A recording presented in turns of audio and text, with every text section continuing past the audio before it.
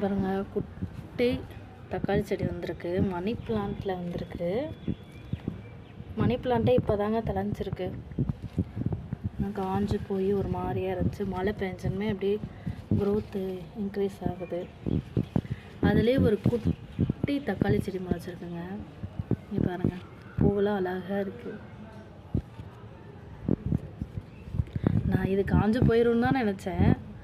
But ஆனால் அது வந்து பூ வைக்கணும்னு நினச்சே பார்க்கல. மணி பிளான்ட்டு ரொம்ப பெருசாக இருந்துச்சு. மழை இல்லாமல் தண்ணி மட்டும் ஊற்றினாவே போதும் தான். பட் ஆனால் ரொம்ப வெயிலுங்க. திண்டுக்கல்ல பயங்கரமான வெயில். தலையாமல் இருந்துச்சு. தண்ணி ஊற்றினாலும் ஒன்றும் பண்ண முடியலைங்க.